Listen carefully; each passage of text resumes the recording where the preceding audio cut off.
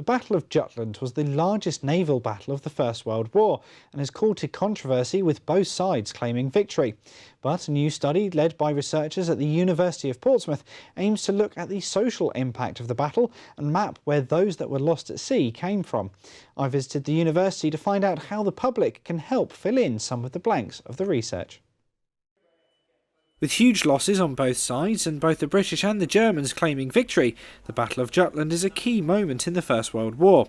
Now you can help with a study by the University of Portsmouth to map each casualty and discover how the aftermath of the battle affected those at home. What we did was we traced all the names from the casualties, the men that died at the battle from the Royal Navy, and then actually fleshed out that information, so found out all the information about what ship they were on, their rank, their service information, because crucially what we wanted to do was to find out how this impacted people in across the UK and actually across the world. The battle had a very big impact on morale, but how did that actually affect people at a local level, and how was that then incorporated into local stories of the First World War? It would seem that Portsmouth was affected by the outcome of the battle more than any other area of the country. People from Portsmouth were hit disproportionately to the rest of the country. As a naval manning port, on the War Memorial there's about half of the casualties from the Battle of Jutland are named among the 10,000 men and women that were lost at sea in the First World War. Our research shows around about 700 were actually from Portsmouth, Gosport, the Isle of Wight and a 10-mile radius of Portsmouth. All the names we have some information for. Where we're struggling is certain branches such as the RNVR, the Royal Volunteer Reserve. We've got their service information, but they didn't record their place of birth, so some places of birth are missing.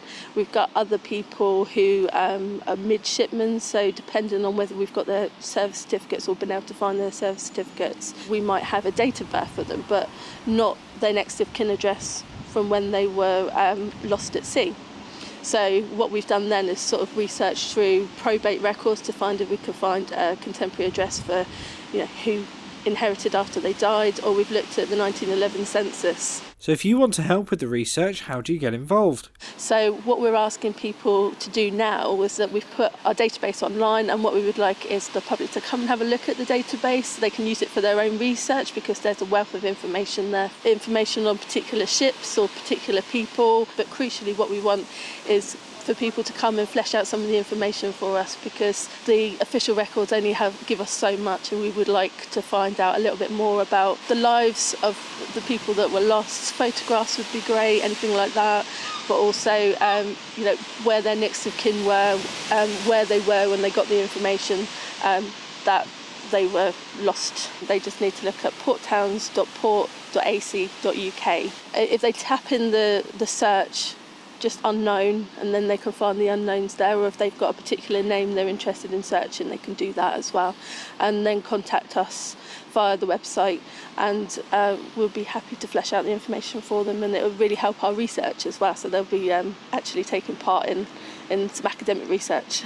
This is Richard Stringer for That's TV.